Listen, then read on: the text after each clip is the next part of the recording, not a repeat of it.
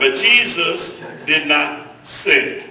He did not begin to sink. He began to walk on the water. Now I know a lot of folks try to make this something that never happened, that it had a message beyond just walking on water as an act. It was talking about him being above the fray and able to discern things that are terrible in nature and calm and have that calming effect. But the biblical narrative does not need that kind of defense, because who we are talking about here is the Son of God. So if we say he walked on the water, he walked on the water. And there's no need for me to doubt that. I mean, if he could speak and worlds came into being, what problem would he have in walking on water? When he made all the water, why would I doubt that he can walk on it? Amen, y'all. The sea was not itself an enemy of man, but only when agitated by external forces was it something to be feared. Water is water, and by itself it's just fine. You drink it, you bathe in it, you swim in it, all those good things. You sail boats in it, water ski in it, all those good things. And the water in of itself is not an enemy of man, but when, like anything else in nature, is agitated by external forces, it then has the potential of being an enemy of man. Amen. But the fishermen knew the water. They were not afraid of it. Even in the midst of storms, they knew how to handle a boat. But on this occasion, it was extraordinarily out of order. Amen. Sometimes the storm was even too much for those experienced in stormology. That's my own, that's H.D Cockerham. Words, I invent words when I need to say something. That's how the Funkin' Wagnalls Dictionary came into being. So invent word becomes so useful, then they put it on in the dictionary. So you may find stormology in there. I don't know. It's just a study of storms. Amen. And the disciples were now battling the stormy sea and were not ready for what happened next. They had their minds on what they were doing. They were bailing water. They were paying attention. They had pointed that nose of that boat into the wind to keep from sinking or being kicked over. And while they were doing all this, they kept looking up because the elements were contrary. And in the midst of their struggle to contain the boat, they spotted what they call a spirit. They saw something. They spotted a figure on top of the water. And the first thing they thought of, probably like a brother out there, said, man, that's a ghost. Amen. We believe now in ghosts. Somebody say amen. Amen. Brother say, ain't no such thing as a ghost. A ghost can't hurt you. The brother say, yeah, but he can sure make you hurt yourself. So when they saw the spirit, they got shook up. They were scared. They were frightened. They were frightened of that more than they were of the storm. For when they saw that spirit, they forgot about the storm and started concentrating on that spirit. Jesus then took note of them, first of all, in the storm, and then he caught in mind of their fear. Now, have you ever been frightened of anything in your life? I mean, just plain scared. You've almost petrified. I have been. I don't know about you. Jesus saw them and knew their fear. And so he sought to quiet the same by saying to them, be not afraid, fellas. It's me. It's Jesus. It's just me.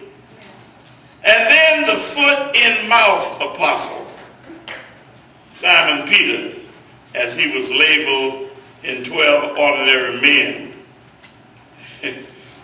named him the foot in mouth apostle. You know, always sticking his mouth in something. impetuous, they call him sometimes. Peter shouted out, if it is you. Now he is one of the 12, one of the appointees. And Jesus said, don't be scared, it's me. And he had to turn around and say, if it's you. Some people ask the question, does Jesus care? When my life is filled with storms. Does he even know I'm in the midst of a storm? Does he care? Well, here's the answer. Jesus could have said to Simon, now Peter, it may be better for me to come to you than it is for you to come to me. Because the Lord knows all of us by name and by faith. You can pretend all you want to that you're top of the totem pole in your faith. You can say, ain't nobody got as much faith as I have. I have experiences, but the Lord knows the truth of the matter. He knows those moments when you're not before the crowd. He knows when you're sulling and crying and going on. And he knows that if you had the faith you pretend to have, you wouldn't be in that mood.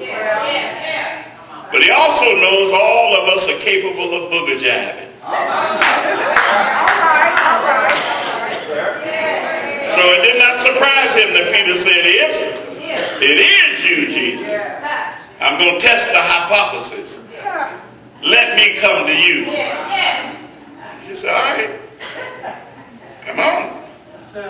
Jesus granted his request. But I want to tell you something. Be careful what you ask for.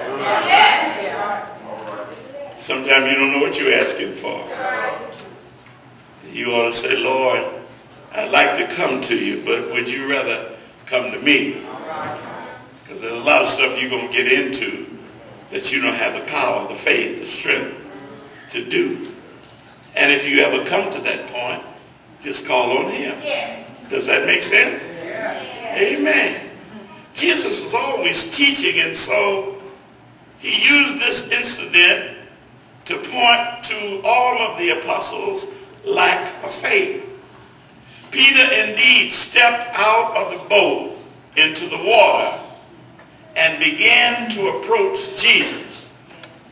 Now on the sea with the waves dashing and it being dawn, misty out, in order to keep your bearings, you have to put your eyes on one focal point, if you get what I'm talking about. So Peter focused on Jesus to keep his direction, because where he was going on that open sea was to Jesus. So anytime you have something in mind to do, you need to keep your mind on what you're doing. A lot of people mess up in life when they get out of focus on what their priorities are. Oh, some folk getting messed up in this marriage situation. They forget to focus on one another and start focusing on stuff outside to the extent that they forget who they're supposed to be focused on. And brothers married, he ain't got no business focusing on another sister. Sister ain't got no business focusing on another brother.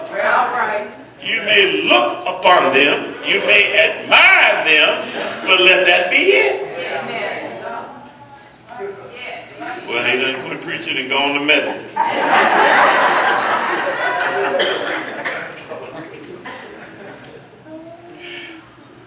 Peter focused on Jesus and got out the boat and started walking.